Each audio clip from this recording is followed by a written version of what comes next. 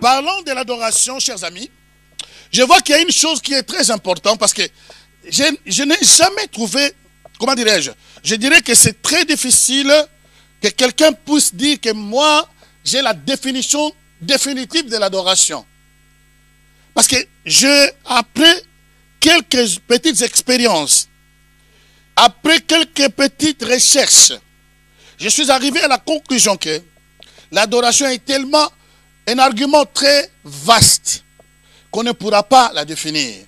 Parce que l'adoration, c'est Dieu lui-même. L'adoration, c'est Dieu lui-même. Parce que c'est lui que nous adorons, le Père.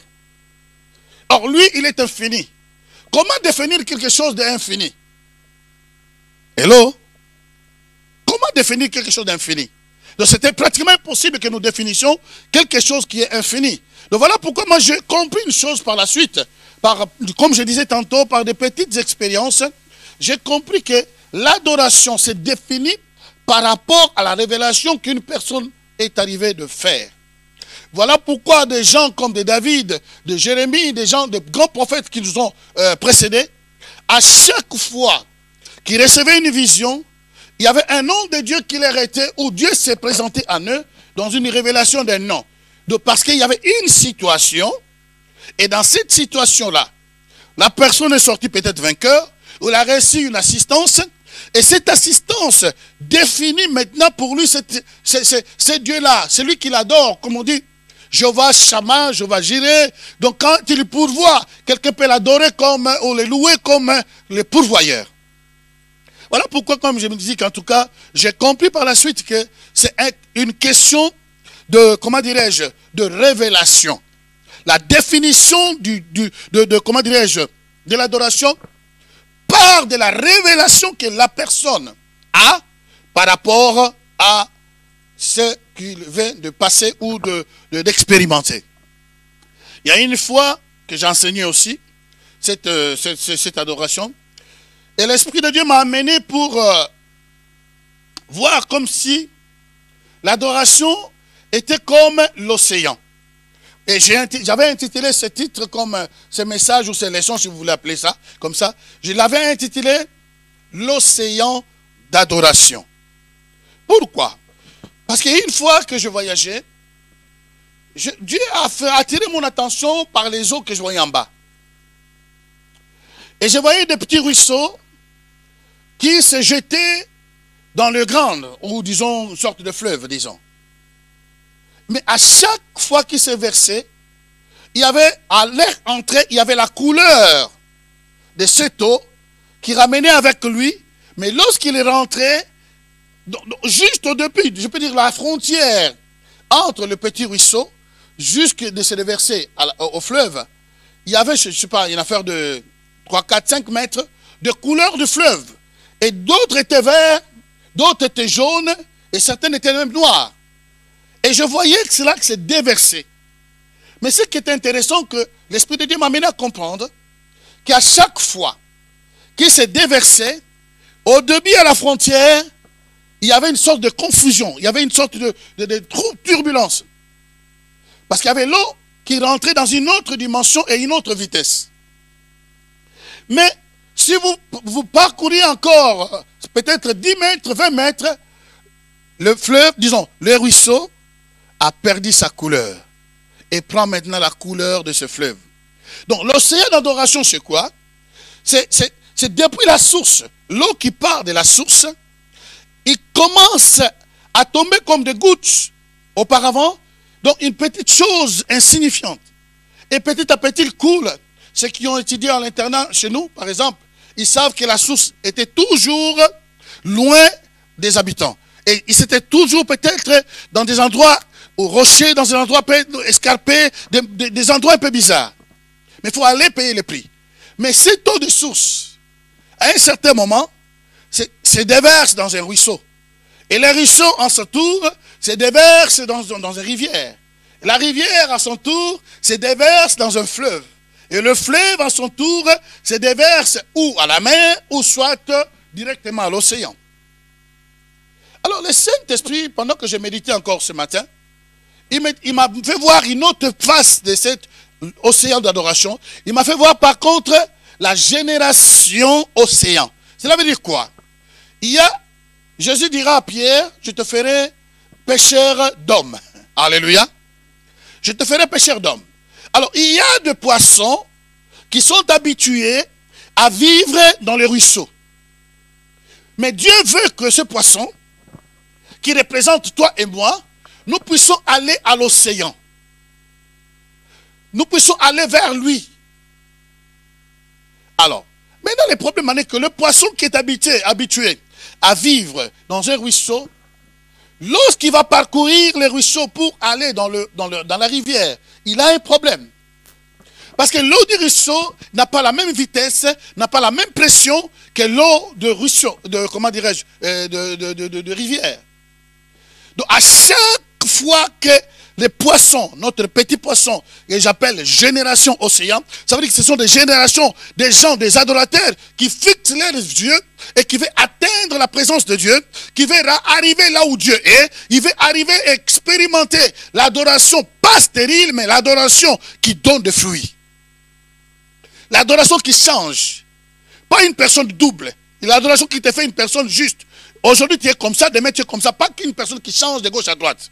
Une adoration qui transforme les gens. Alors ici nous voyons le petit poisson qui commence à grandir. Mais pour arriver à l'océan et devenir cette génération océan, devenir ce grand poisson qui va nager dans les eaux de l'océan, veut dire qu'il va nager dans la présence de Dieu où Dieu nous appelle, il faut qu'il passe par des frontières. Et ces frontières demandent qu'il puisse laisser sa peau. Parce que s'il est dans le poisson et habitué à vivre dans les eaux douces, disons, pour rentrer dans les eaux salées, il est obligé de prendre des précautions. Si le poisson ne prend pas de précautions, il y aura des problèmes. Il va mourir. Et voilà là où il y a beaucoup de personnes. Ils meurent à la frontière. Pourquoi? Parce que il commence très bien la vie spirituelle. La source, c'est la nouvelle naissance.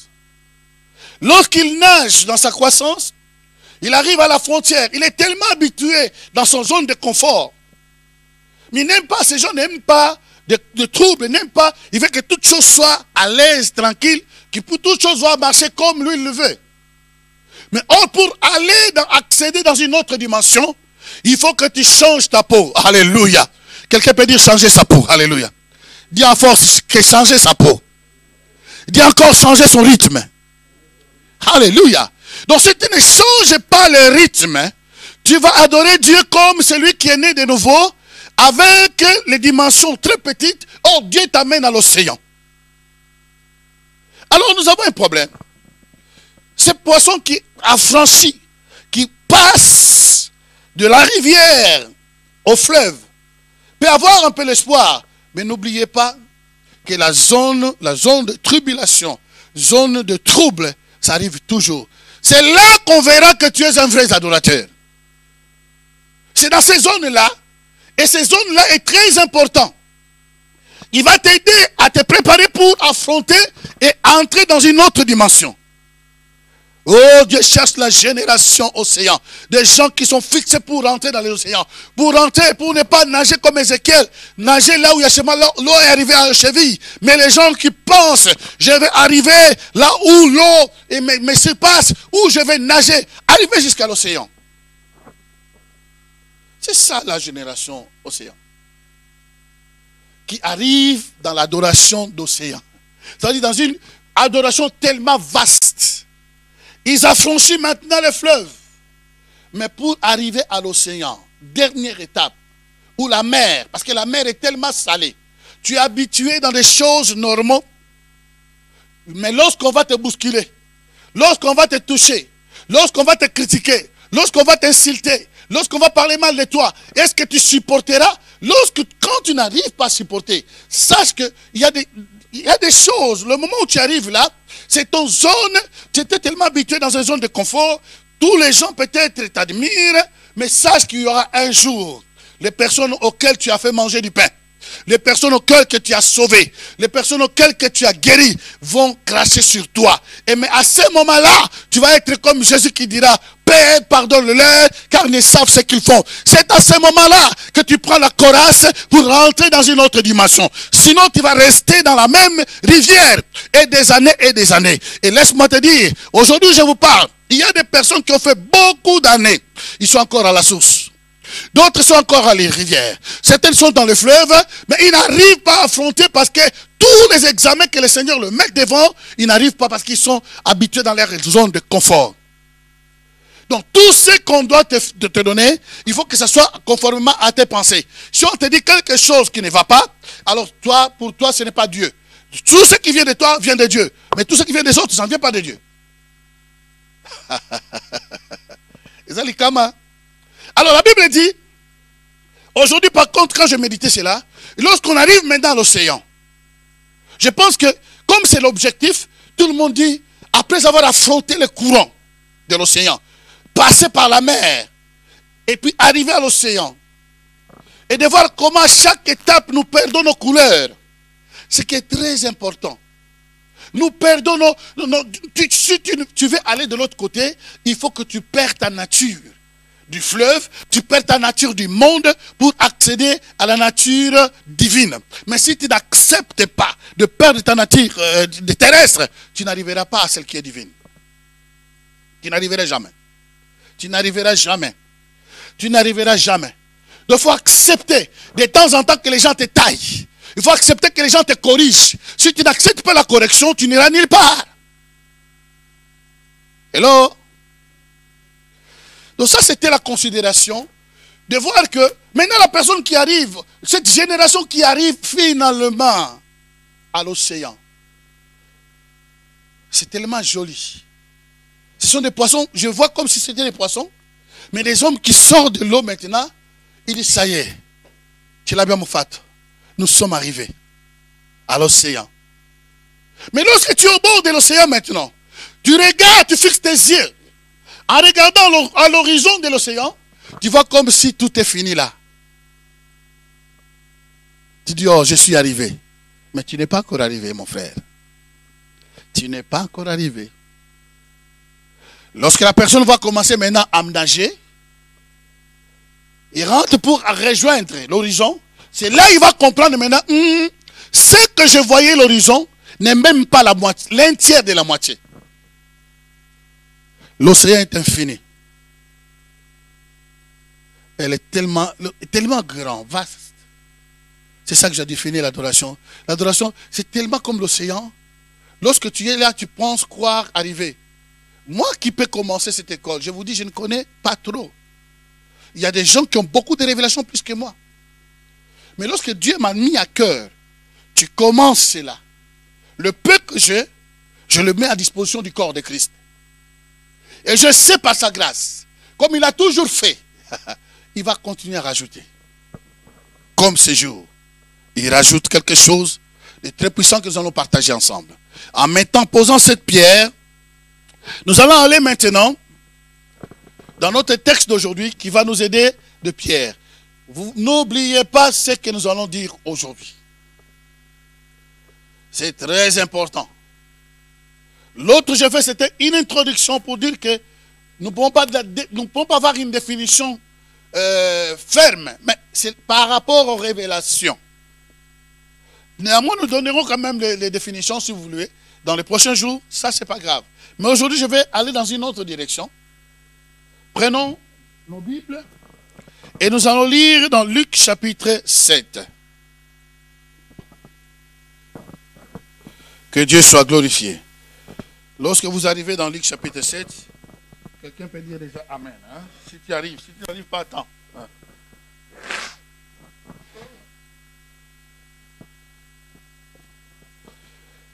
Luc chapitre 7, je suis au verset 36 et nous allons lire jusqu'à 40. Un pharisien pria Jésus de manger avec lui. Jésus entra dans la maison du pharisien et se mit à table. Et voici une femme pécheresse qui se trouvait dans la ville. Ayant su qu'il était à table dans la maison du pharisien, apportant un vase d'albâtre plein de parfums, et se tint derrière aux pieds de Jésus. Elle pleurait. Et bientôt, elle lui mouilla le pied de ses larmes. Puis, les essuya avec ses cheveux et les baisa et les oignit de parfum. Le pharisien qui l'avait invité, voyant cela, dit en lui-même, si cet homme était prophète, il connaîtrait qui est de quelle espèce est la femme qui le touche. Il connaîtrait que c'est une pécheresse. Jésus prit la parole et lui dit, Simon, j'ai quelque chose à te dire. Maître, parle, répondit-il. Un créancier avait deux débiteurs. L'un devait 500 deniers et l'autre 50. Comme il n'avait pas de quoi payer, il leur remis à tous deux, leur remis la dette, pardon.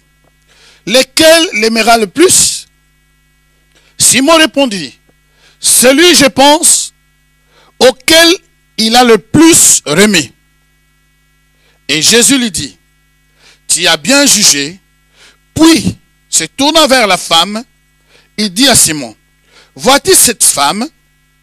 Je suis entré dans ta maison, tu ne m'as point donné de l'eau pour laver mes pieds, mais elle les a mouillés de ses larmes, elle les a essuyés avec ses cheveux. Tu ne m'as point donné de baiser, mais elle, depuis que je suis entré, elle n'a point cessé de me baiser le pied. Tu n'as point versé l'huile sur ma tête, mais elle a versé du parfum sur mes pieds. C'est pourquoi je te dis, ses nombreux péchés ont été pardonnés, car elle a beaucoup aimé. Mais celui à qui on pardonne peu, aime peu. Et il dit à la femme, tes péchés te sont pardonnés. Ceux qui étaient à table avec lui se mirent à dire en eux-mêmes, qui est celui-ci qui pardonne même le péché? Mais Jésus dit à la femme, ta foi t'a sauvé, va en paix. Jusqu'à là la parole de Dieu. Amen. Que Dieu change maintenant cette parole en réma. Que le Logos puisse pénétrer dans notre vie maintenant et puisse nous donner la force de quitter la source, percer toutes les rivières, que ce soit dans les zones de turbulence, que nous sommes prêts à laisser notre peau pour accéder à une autre dimension. Fais-nous grâce, Père, ce soir, au nom de Jésus, d'apprendre quelque chose dans ces textes. Que ton nom soit glorifié. Quelqu'un peut dire Amen. Amen. Alors, nous avons cette histoire qui est bien connue dans la Bible, que j'ai choisi comme les textes de base de cette première pierre que nous mettons dans cette école des adorateurs. Que je peux même intituler cela, si vous voulez, chacun peut donner son titre s'il veut. Mais moi, je peux même intituler cela, le parfum éternel. Alors d'habitude, si on regarde le parfum, après plusieurs années, peut-être risque de perdre. Peut-être. Alléluia. Parce que ce que fait l'homme, tôt ou tard, risque de perdre.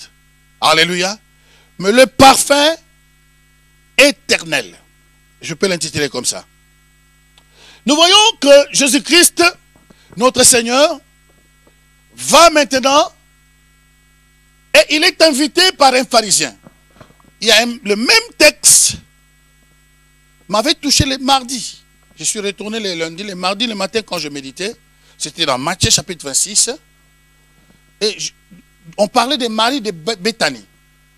Ça m'avait vraiment touché le mardi. Et puis aujourd'hui, je voulais prêcher autre chose. Je voulais enseigner autre chose. Je voulais rentrer dans autre chose. Ce n'est que dans les dernières minutes, chers amis, c'est comme si l'Esprit de Dieu dit non, non, non, non, pas tout ce que tu as pensé là. Parle de cette femme. Je t'ai touché déjà les mardis. Je ne vais pas toucher l'autre femme, Marie de Béthanie. Ici, la Bible dit que Parce qu'il y a un pharisien qui invite Jésus dans sa maison. Un pharisien qui invite Jésus dans sa maison. Est-ce que toi et moi, si tu connais que quelqu'un te résiste chaque jour, tu connais que quelqu'un ne te respecte pas et ne croit pas ce que toi tu dis, lorsqu'il t'invite dans sa maison, tu iras? Voilà le cœur des adorateurs. Un adorateur est sûr de lui-même. Il sait que partout où je vais, le yeux de l'Éternel est sur moi. Alléluia. Alléluia. Le yeux de l'Éternel est sur moi. Quiconque me touche, touchera la prunelle de l'air de l'Éternel. Jésus-Christ étant homme 100%, il avait des sentiments.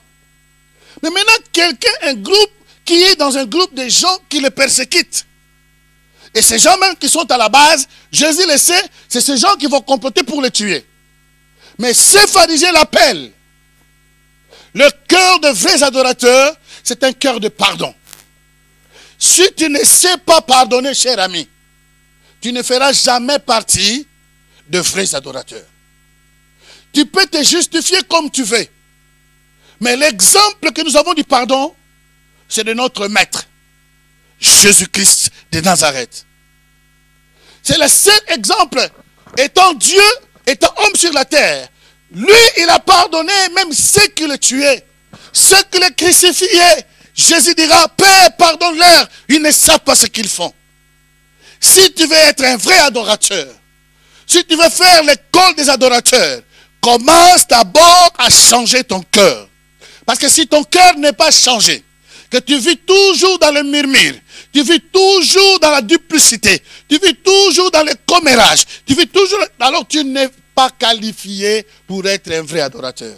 Laisse tomber, cherche autre chose. Jésus accepta. On ne sait pas quelle était la motivation de cet homme. Il était pharisien. Peut-être en appelant Jésus, c'était pour le défier. La Bible ne dit rien. Donc on veut pas aller trop loin en présent. Mais nous savons une chose, qu'ils n'étaient pas d'accord. Ils n'étaient pas d'accord de ce que Jésus faisait, parce que Jésus prêchait la vérité, mais eux, ils étaient appuyés sur la loi. Or, ils ne savaient pas qu'ils avaient devanté la personne qui est venue accomplir la loi. Néanmoins, continuons. Jésus accepte. Il rentre dans la barque. Il rentre dans la maison de cet homme. Mais laisse-moi ouvrir une parenthèse. Parce que nous devons comprendre, à chaque fois, c'est très important de comprendre et situer l'histoire. Cette histoire que nous lisons maintenant, nous devons situer cette histoire. C'est dans quelle période? Comment? Pour comprendre et voir, recevoir même les bénéfices profonds de ce que nous pouvons étudier aujourd'hui. Étant des étudiants, nous sommes obligés d'aller de creuser. Quelqu'un peut dire amen. Nous ne pouvons pas aller dans la superficielle. Vous savez, quand on était à l'Amérique, quand on a commencé l'école des adorateurs, c'est vous qui me suivez, vous savez comment nous avons commencé à aller, que Dieu soit glorifié. Nous sommes là et Dieu va nous faire grâce. Et je sais que cette parole ira dans le monde entier. Et partout où ça ira, touchera des personnes et qui vont avoir la vie et qui vont être révolutionnées et pour partager ce message à d'autres personnes. Alors, si nous voulons situer l'histoire qui se passe ici, il y avait une fête. Ça veut dire que l'histoire que nous lisons s'est passée dans une période de fête. Et cette fête, qu'on appelle des Onuko, alléluia, disons ensemble Onuko. Cela veut dire la fête des chandeliers ou la fête des candélabres, des chandeliers, oui, chandeliers, alléluia. Mais en hébreu, c'est Onuko. Donc cette fête commençait le 28 décembre jusqu'au 5 décembre. Et 28 novembre jusqu'au 5 décembre. Si vous pouvez suivre très bien. Étant des étudiants de l'école d'adoration, nous ne devons pas aller à la superficielle, nous devons creuser. Parce que le diamant ne se trouve pas à la superficielle. Le diamant, il faut creuser. Quelqu'un peut dire amen. Alors, cette fête durait 7 jours. La fête d'Onuko ou bien la fête des chandeliers. Et il y avait une révélation, comment dirais-je, dans cette histoire où cette dame a saisi la révélation, a saisi l'opportunité. Alors, rendez-vous compte que l'histoire se passe en décembre. Cela veut dire que cette femme a vécu de janvier jusqu'en décembre, sans transformation, sans réponse de ses problèmes. Il arrive au mois de décembre. Donc peut-être qu'elle avait déjà perdu l'espoir. L'année a commencé et l'année est en train de finir. Donc, je n'ai pas de réponse de ce que je m'attendais. Et comme c'est la question de toi qui me regarde et toi qui es là, peut-être tu es en train de compter les années que tu attends quelque chose de ta vie, qu'il y ait un changement de ta vie, qu'il y ait une guérison de ta vie, qu'il y ait une transformation de ta vie. Cette femme, c'était au mois de décembre. Ça veut dire que toutes les fêtes, ça fait partie de cette fête des Juifs plus importante. Mais ça, c'est encore très important pour nous. Très important. Donc, en mois de décembre, là où les gens ont perdu l'espoir, oh, de toute façon, c'est fini. Donc, novembre, nous sommes rentrés au mois de décembre, tout cela est passé. Mais laisse-moi te dire, c'est toi qui comptes les jours. Mais il y a quelqu'un qui est au ciel. Le comptage du ciel, ou la lecture du ciel, est différent de celle de la terre. Le ciel ne lit pas comme nous lisons. Et cette femme, au mois de décembre, pendant cette fête, elle n'avait, ce que je comprends de cette femme, elle n'avait pas perdu l'espoir. Un vrai adorateur ne perd pas son espoir. Quels que soient les problèmes, quels que soient les troubles, quelles que soient les dimensions des attaques qui lui arrivent, elle ne peut pas perdre l'espoir. Sachant que celui que j'adore est fidèle. Celui que j'adore viendra à mon secours. Ne perdez pas. C'est à cela que nous voulons former. Les gens qui ne perdent pas leur espoir. L'espérance est toujours là. Même s'il reste 2 minutes, je vais y aller. Même s'il reste 2 minutes, peut-être tu t'es levé ce matin, tu vas au culte, et il est en cours de route, parce qu'il y a des gens même qui devaient arriver, mais on m'a téléphoné qui sont coincés quelque part avec le trafic. Mais même s'il reste 2 minutes, rentre. Le 2 minutes là, tu ne sais pas. Pour cette femme, c'était quelques jours pour que le mois de décembre finisse et qu'on recommence le janvier. Pendant la fête, elle n'avait pas perdu l'espoir.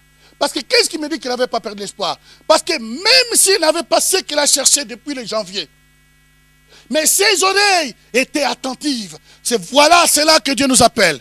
Un vrai adorateur. Il a les oreilles comme celui des serpents. Cela veut dire que son ouïe est tellement développée. Et même à distance, il peut sentir les dangers arriver. Et cette femme avait une ouïe qui était développée. Voilà pourquoi il a entendu. Parce que, ne me dites pas que cet endroit où l'histoire s'est passée était seulement cet endroit. Mais il y avait toute une ville, il y avait beaucoup de gens qui circulaient. Mais comment se fait-il que cette dame est entrée là? Parce qu'elle a écouté, la Bible dit qu'elle a entendu parler que Jésus est dans cette maison. Cela veut dire quoi? Elle n'a jamais perdu l'espoir. Elle n'a jamais perdu comment dirais-je, que c'est fini pour moi. Je te dis, ma soeur, mon frère, si tu es adorateur et tu es adoratrice, que tu passes des moments difficiles, où tu veux faire partie de cette école, laisse-moi te dire, ne perds jamais l'espérance. Ne perds jamais l'espérance. Même les 2 minutes de ta vie, celui que tu adores est fidèle. Alléluia. Il est fidèle. Il va intervenir. La Bible dit, pendant qu'il était là, donc j'explique d'abord cette parenthèse que j'ai ouverte, et puis nous allons retourner à l'histoire. Donc c'était une fête, écoutez dans cette explication qui est très importante. Dans cette fête, c'était des sages qui ont demandé que cette fête doit être là, en mémoire, et que les générations à venir puissent continuer à célébrer. Mais qu'est-ce qui s'est passé au fait? Parce que chaque fête a une signification. Comme chaque jour pour toi et pour moi doit avoir une signification. À chaque jour suffit sa peine. Ça veut dire qu'à chaque jour, je dois vivre avec une nouvelle foi. Hello? Donc cette histoire se passe dans la période où les Grecs Grecs et les Syriens étaient en train de dominer sur les Juifs. Il y avait la domination gréco-syrienne. Ils contrôlaient, donc ça veut dire qu'ils abusaient même des Juifs en prenant leurs biens. Ça veut dire que les Juifs n'étaient pas libres, ils étaient esclaves, on peut dire en quelque sorte. C'est cette histoire qui se passe dans cette fête-là. Alors, qu'est-ce que les Juifs devaient subir pendant cette fête? Les Grecs et les Syriens qui dominaient sur les Juifs les obligeaient de ne pas appliquer à 100% le Torah. C'est-à-dire de ne pas appliquer tout ce que le Torah disait pour la sanctification, la purification. Donc ces gens, les Juifs, le faisaient, ils doivent le faire maintenant en cachette. Donc cela veut dire que ça ne se faisait plus officiellement parce qu'ils étaient des esclaves, parce qu'ils étaient soumis à la pression des Grecs et des Syriens. Deuxième point, on a obligé aux Juifs de ne pas circoncire leurs enfants. Alors, rendez-vous compte, la circoncision est l'identité des véritables Juifs que Dieu a donnée à Moïse. À tel point que Dieu même voulait tuer Moïse à cause de cela. Pourquoi? Parce que sa femme, qui était païenne, sûrement sa femme ne voulait pas qu'on puisse parler de cela. Il ne voulait pas qu'on puisse couper le prépuce de son fils. Mais un jour, Dieu voulait tuer Moïse. C'est là la femme de Moïse. Myriam a compris, il dit, ah, non, non, non. Je me souviens, ça doit être à cause de ces prépuces-là. C'est elle qui a coupé, alors que ça devait être Moïse. Il a coupé, il a jeté sur son mari. Alléluia, je m'arrête là pour ne pas aller trop loin. Quelqu'un comprend ce que je voulais dire. Alors, maintenant il y a un problème ici. On les a interdits de ne pas pratiquer la circoncision. Oh, la circoncision, c'est quelque chose qu'un juif normal doit faire. Bon, imaginez-vous que, étant juif, tu sais que tu dois te circoncire, mais tu es dominé par des Grecs et des Syriens qui t'empêchent maintenant de le faire. Ça devient troublant. Donc, imaginez-vous les enfants qui devaient grandir sans être circoncis. Imaginez-vous la douleur des parents. Imaginez-vous la douleur même de ses propres enfants qui sont grandis avec les Écritures. Mais lorsque tu es esclave, tu ne choisis pas ton futur. Mais c'est les autres qui choisissent pour toi. Alléluia. Quelqu'un peut éteindre son attel parce qu'il y a j'entends les attels qui continuent à sortir. Peut-être. Ou mettez-les dans le silence. Silencieux. Alors il y a une chose qui arrive maintenant. Le troisième point qu'on dit donc pour cette fête-là, voilà pourquoi ils fêtent cette fête-là. Non seulement qu'on les empêche de pratiquer le Torah, on les empêche de faire pratiquer la circoncision, mais en plus de cela, on les empêche d'observer les Shabbats. Les Shabbats, on les empêche de l'observer. Alors imaginez-vous la consternation, imaginez-vous la frustration des Juifs de ces périodes-là. Alléluia. C'est incroyable. Donc, sous la domination, tu es obligé de faire ce que ton maître, celui qui te conduit, te dit. Donc, il ne devait pas faire ça. Et les Shabbats que Dieu a donnés, observez dans la loi, observez mes Shabbats. On les oblige de ne pas les observer. Donc, il ne devait pas prier comme il devait, dans la liberté. Il ne devait rien faire. Et dans cette douleur, laisse-moi vous dire, malgré que le grec et le syrien étaient équipés puissamment, qu'ils étaient plus nombreux pour conduire et soumettre les Juifs, mais Dieu a suscité un prêtre ou un souverain, sacrificateur si vous voulez. Dieu a suscité un prêtre. Il n'a pas suscité un soldat. Il n'a pas suscité un rangers. Laisse-moi vous dire, le combat de Dieu n'est pas le combat charnel. Voilà pourquoi lorsque nous combattons dans la voie spirituelle, ce n'est pas qu'on peut utiliser les armes naturelles. Non, parce que dans le grand combat qui est très élevé, Dieu va humilier ces personnes-là en utilisant une petite chose ou une situation très minime pour abaisser. C'était un prêtre qui a dit non, basta, adesso basta. Et je pense qu'étant prêtre, le grand souverain, je pense qu'il dit non, ce n'est pas possible. On ne peut pas continuer comme ça.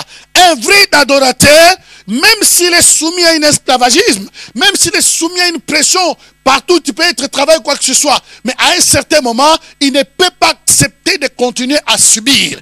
Un vrai adorateur doit dire à un certain moment, assez, c'est assez. Assez, c'est assez. Je me lève maintenant et je déclare mes droits. Je n'ai pas des armes comme ils ont des armes. Je n'ai pas des chars comme ils ont des chars. Mais lorsqu'ils se lèvent, Dieu se lève avec lui. Alléluia. Tout adorateur qui se lève, Dieu se lève avec eux. Comment imaginer? Dieu a délivré les Juifs par ces grands prêtres, dont les noms m'échappent. Je vais vous les lire tout de suite là, si je les retrouve encore.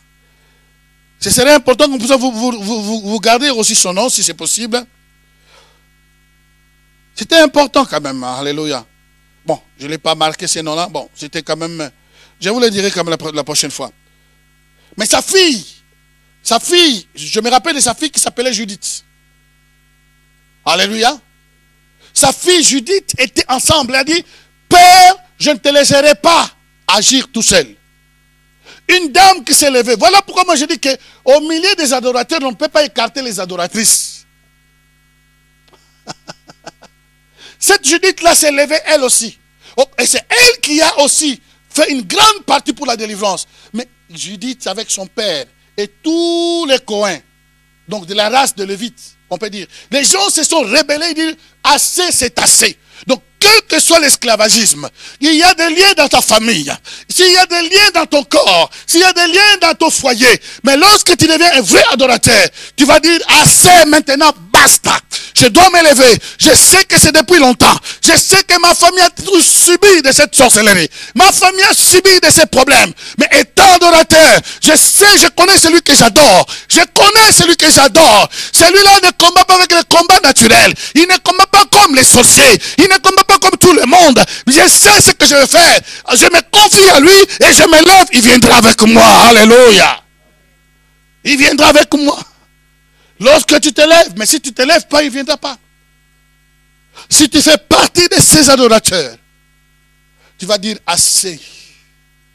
Peu importe la durée de la sorcellerie, peu importe les problèmes de ta famille, peu importe ce qui s'est passé dans ta famille, peu importe ce que tu passes dans les turbulences, mais laisse-moi te dire, le même Dieu qui a utilisé ces grands prêtres, qui a utilisé sa fille, une fille qui humilie de grandes armées comme des Grecs et des Syriens, est le même hier, aujourd'hui, éternellement.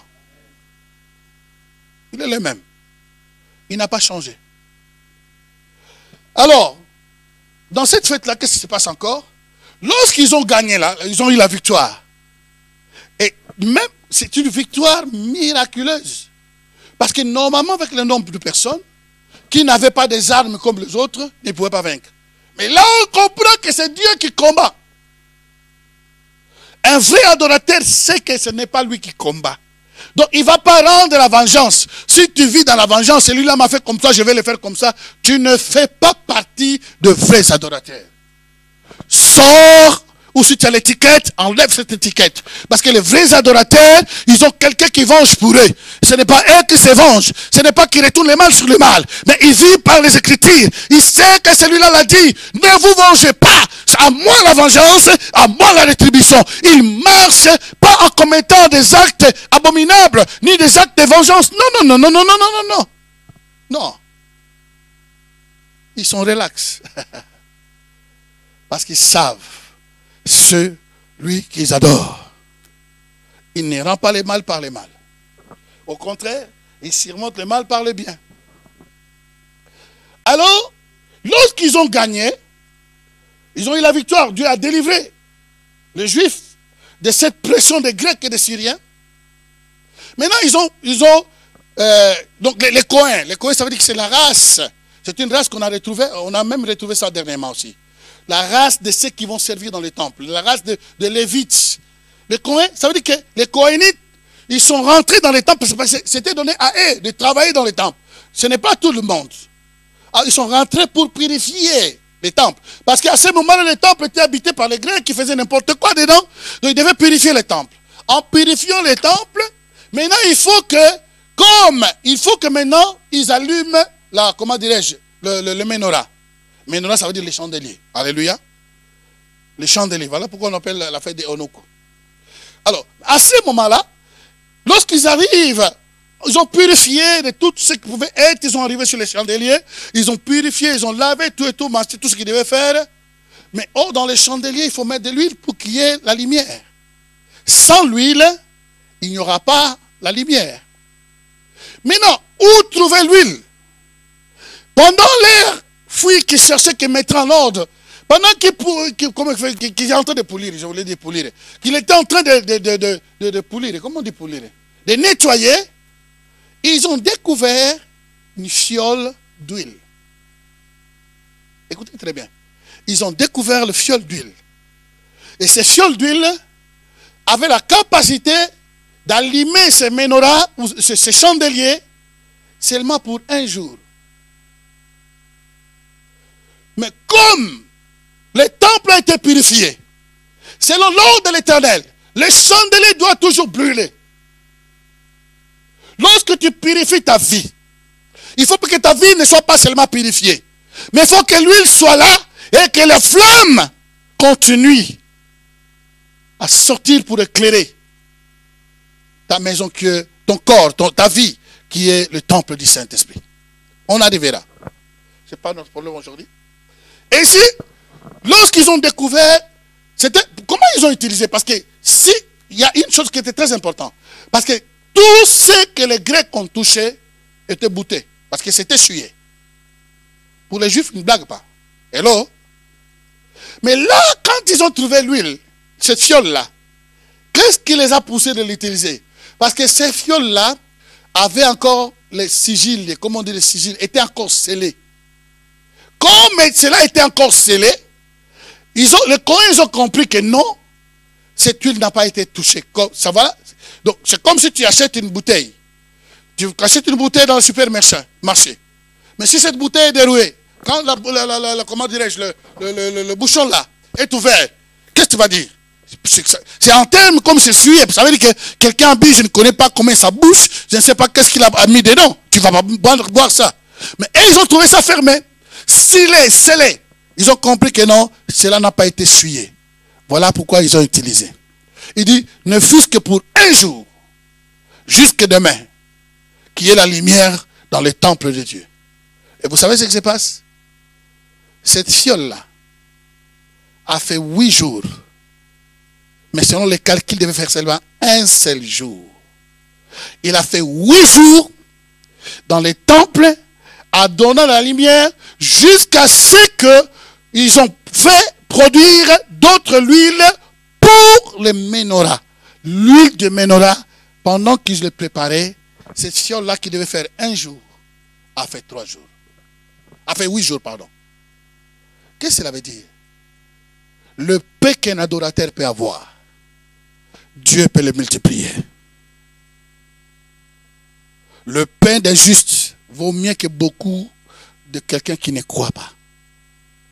Croyez que Dieu est... Donc ces miracles-là, de la délivrance, et ces miracles-là, de découvrir l'huile qui devait donner pour un jour, qu'il a donné pour 8 jours, ils ont dit non, ça on ne peut pas laisser ça comme ça. Il faut que nous fêtons cela. Alléluia. Il faut que nous fêtons cela. Voilà pourquoi ils ont établi. Parce que le 25e jour, où ils font la purification jusqu'au 5e du décembre, 25e de novembre, 5e du décembre, qui fait 7 jours, et ils fêtent cette journée, cette fête de délivrance. Voilà, dans ces circonstances, il y avait cette fête de délivrance. Et dans cette fête de délivrance, cette femme, je crois, elle croyait à ce Dieu qui a délivré. Alléluia. Je crois qu'elle croyait à ce Dieu qui a délivré. Le problème est que pour nous, quand on parle de Pâques, les gens viennent comme ça Pâques. Au lieu de penser que Jésus a vaincu la mort et que je peux être ressuscité. Donc vous allez voir les gens qui vont passer à Pâques, ils sont en train de passer cette semaine de Pâques ou d'ascension de Pentecôte ou même de chaque jour pour dire que si je me lève, Dieu est avec moi, il est au contrôle de ma vie. Alléluia. cette femme a dit, si Dieu avait fait un grand miracle, même s'il me reste quelques jours pour passer l'année prochaine, je sais qu'il est avec moi. Je sais qu'il sera avec moi. Et puis il entend. C'est dans cette circonstance, dans cette fête-là, pendant que les autres fêtaient, elle avait un problème. Son problème qui n'a pas jamais été résolu. Elle n'avait pas peut-être, je dirais même un mari. Elle n'avait pas de mari, elle avait un problème. Il n'avait pas de solution. Aucun homme ne pouvait résoudre ses problèmes. Mais elle ne savait pas qui pouvait résoudre. Mais ce jour-là, elle a crié, malgré qu'elle fêtait, malgré qu'elle était dans la fête. Mais son cœur recherchait la solution. Il y a d'autres personnes qui sont dans la fête, mais ne cherchent pas la solution. Mais elle était dans la fête, mais elle cherche la solution. Laisse-moi te dire, un vrai adorateur ne se fatigue jamais. Continuera à chercher la solution pour sa famille, pour sa vie, pour son église, pour toutes les nations. Il va continuer à chercher la solution. Alors la Bible dit, elle a entendu parler que Jésus était dans la maison. Jésus était invité par les pharisiens. Mais cette femme n'a pas été invitée. Laisse-moi te dire, un vrai adorateur s'est fait inviter auprès du Seigneur. Alléluia. Il n'a pas besoin de demander, Seigneur, je peux venir. Non, il sait que dans sa présence, je peux rentrer quand je veux. Le matin, le soir. Il n'attend pas le dimanche à l'église. Il n'attend pas le séminaire. Il n'attend pas que le pasteur programme quelque chose. Il sait que je peux rentrer à tout moment. Je n'ai pas besoin d'invitation. Elle n'a pas besoin d'invitation. Jésus est invité, mais elle a dit, je n'ai pas besoin d'invitation. J'ai besoin de la solution. J'ai besoin de la solution. J'ai besoin de la solution. Et quand un vrai adorateur a besoin de la solution, il va les trouver. Les vrais adorateurs trouveront toujours la solution. C'est comme si vous ne croyez pas. J'ai dit ceci. Les vrais adorateurs trouveront toujours la solution à leurs problèmes. Ça commence à venir. Je répète, parce que peut-être vous ne m'avez pas compris. Les vrais adorateurs trouveront toujours la solution à leurs problèmes. Alors cette femme s'invite elle-même. Une maison que tu ne connais pas. Tu ne sais pas s'il y a des gardes de corps dedans. Tu ne sais pas comment ça se trouve. Mais moi je pense rentrer dans la vie de cette femme. La femme a dit, si Jésus a accepté l'invitation des pharisiens, de cet homme pharisien, il ne peut pas me rejeter. Il ne pourra pas me rejeter. Voilà pourquoi beaucoup de personnes manquent leur miracle.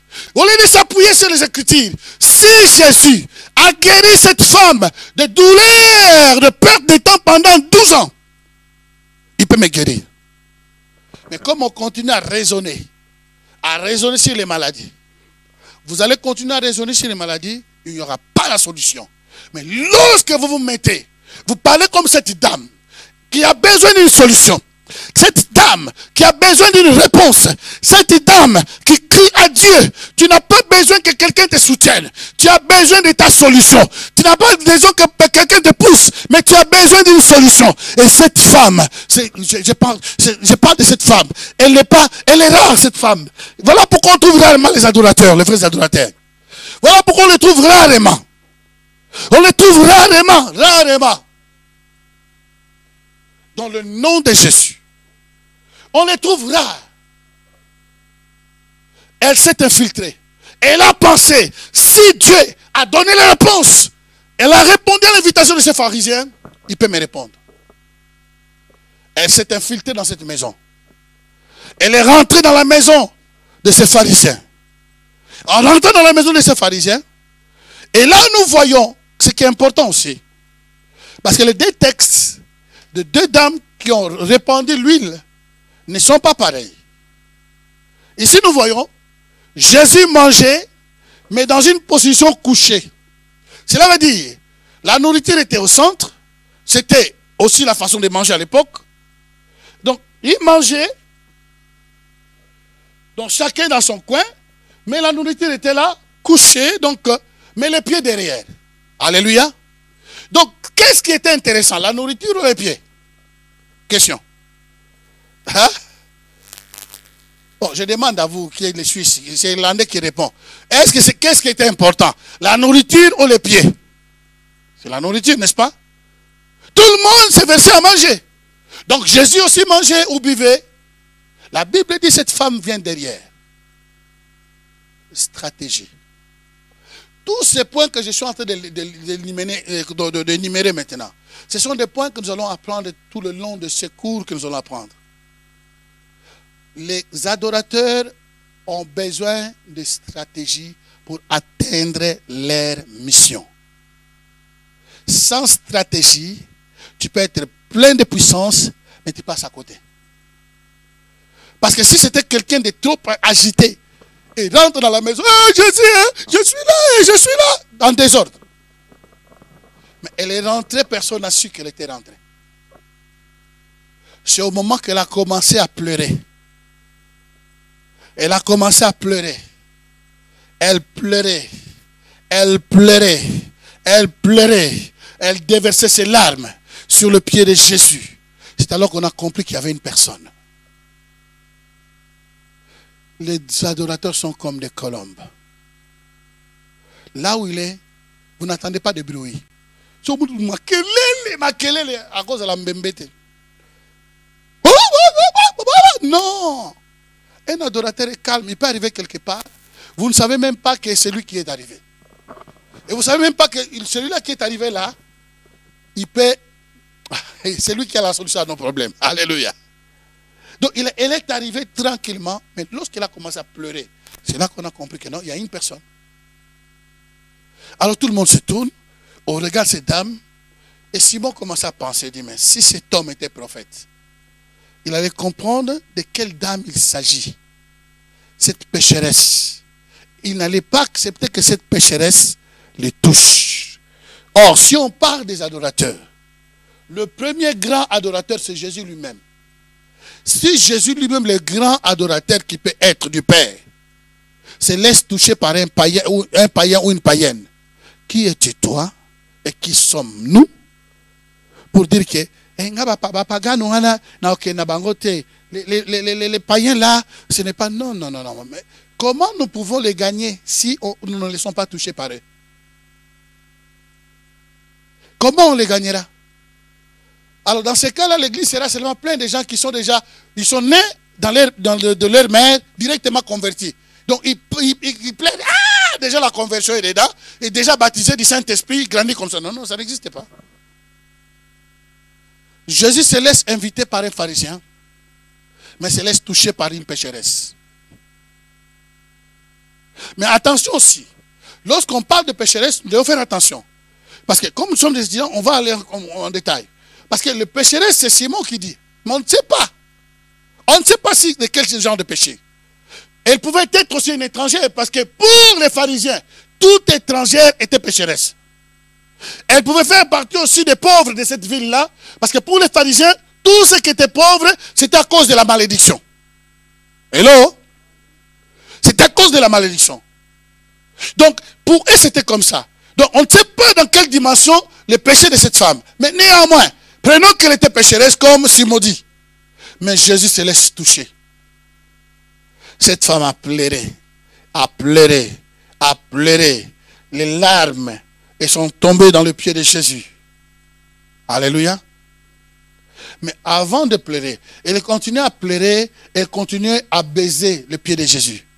Une des définitions de l'adoration, c'est baiser les pieds du maître. Une des définitions de l'adoration. Baiser le pied du maître. Or, pour baiser le pied du maître, il faut que tu t'abaisses d'abord. Il faut que tu apprennes la position accroupie, à genoux ou à plat ventre. À ce moment-là, la tête des gens dans cette pièce-là tournait.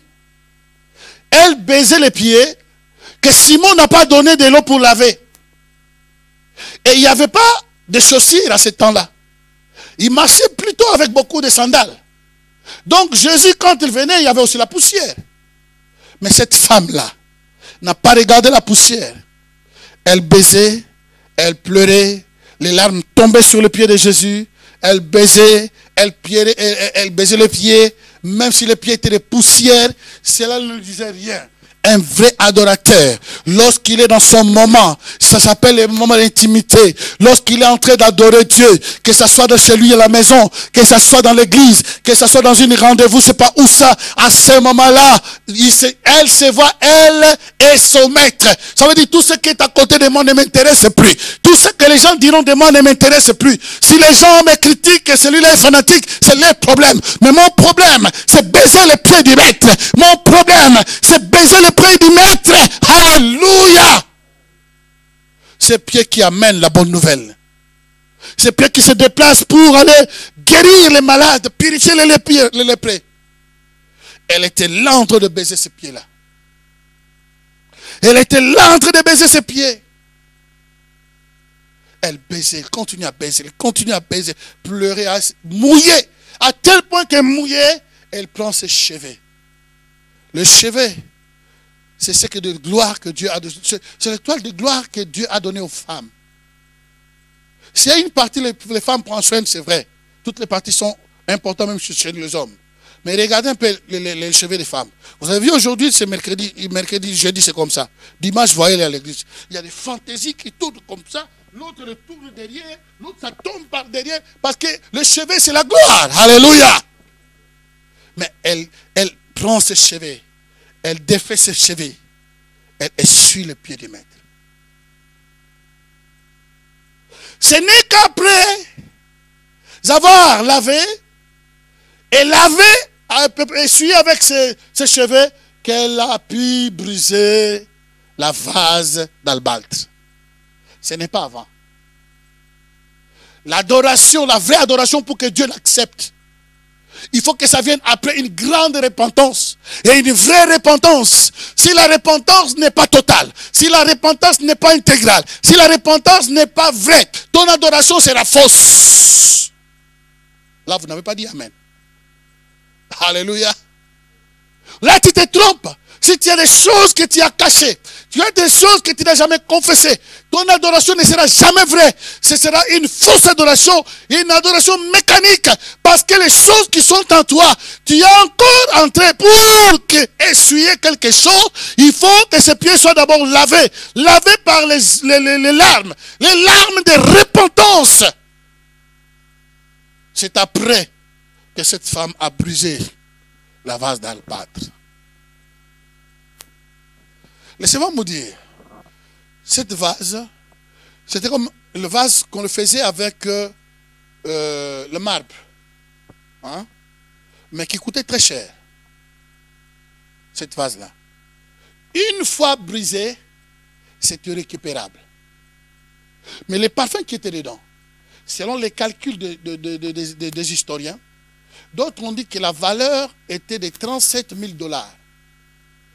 La valeur de ces parfums. Et nous sommes au temps de Jésus. Cela veut dire que c'est le salaire d'un riche de 3 ans. Un riche qui travaille pendant 3 ans, son salaire pour acheter ces vases, c'est ces parfums. Comment cette femme pouvait avoir ces parfums? Il y avait plusieurs directions. Elle pouvait hériter ça. Le parent, par la famille, qui avant de mourir, il lègue ça à leurs enfants. Mais cette vase aussi, laissez-moi vous dire, ne se brisait pas n'importe comment. Il y avait des situations. Si la femme trouve l'homme de sa vie, qu'il aime, alors il va casser la vase. Le parfum va sortir. Et ce parfum-là va témoigner à tout le monde qui sont là. Cette dame a trouvé l'homme de sa vie. Mais c'était aussi, lorsque le mari mourait, si les deux avaient cette vase-là à la maison, le mari mourait, la femme, le jour de l'enterrement, il ne voulait pas passer ça par l'héritier, donner ça à d'autres. Il dit non, non, mon mari, je l'ai aimé à un prix incomparable. Le jour de l'enterrement, c'était aussi le jour où la femme pouvait casser cette vase d'albâtre pour déclarer son amour vers tout le monde qui assistait dans l'enterrement. qu'à partir de ce moment, je ne vivrai plus ce que j'ai vécu avec cet homme, que j'ai donné ma vie. Et d'autres vont trop loin en disant que cette vase d'abattre avait l'héritage même de 300 ans. Mais prenez ça avec des pinces. Alléluia. Alléluia. Mais l'important c'est que lorsque cette femme, après avoir se repenti, lorsque cette femme a cassé la vase, elle a déclaré: aujourd'hui, j'ai trouvé le mari, l'homme que j'aime. Pas l'amour que nous avons, l'amour philos, mais l'amour agapé. C'est lui qui va satisfaire tous mes besoins. C'est lui et lui seul qui va me donner la vie et la vie éternelle que jamais homme ne m'a donné, jamais personne ne m'a donné, jamais personne ne m'a élevé. C'est lui, il a trouvé Jésus, l'homme qu'il fallait. Et dans la révélation, comme il a trouvé une partie de l'homme, mais il a aussi anticipé l'ensevelissement de Jésus-Christ. Voilà pourquoi, le même chapitre, lorsque Jésus dit dans Matthieu chapitre 26, il dit à la cause de Marie, il dit: à ce que cette femme a fait sera prêché partout. Voilà pourquoi j'appelle ça le parfum éternel. Sera prêché partout. Et pourquoi j'appelle ça le parfum éternel? Parce que le parfum, c'est quoi dans l'Apocalypse? C'est des prières des saints. Or, l'adoration est une forme de prière. Si l'adoration est une forme de prière, laisse-moi vous dire, c'est une prière éternelle. On les commence ici, mais jusqu'à l'éternité, nous allons continuer à louer et adorer ce Dieu. Toutes les prières finiront. Ils vont se déverser dans l'océan. Toutes les prières ligotées, chassées, vont finir. Mais l'adoration, c'est l'huile d'éternité qui ne finira jamais, qui ira jusqu'à l'éternité. Voilà pourquoi je peux m'attacher. Voilà pourquoi je fais partie de cette école. Parce que je sais une chose, tout ce que je fais va rester sur la terre. Mais l'adoration ne restera pas. On le fait maintenant, mais jusque dans l'éternité. Voilà pourquoi je t'encourage. Mon frère désire l'adoration. Ma sœur désire l'adoration. Et impacte ton église. Impacte les milliers que tu passes. Là où tu seras. Parce que l'adoration, c'est quelque chose d'éternité. Oh, ce qui est l'éternité est puissant. Oh, ce qui est puissant, alléluia, peut t'aider jusqu'à résoudre tes problèmes aussi étant sur la terre. Quelqu'un peut dire amen. Lèvons-nous, je peux pas abaisser votre...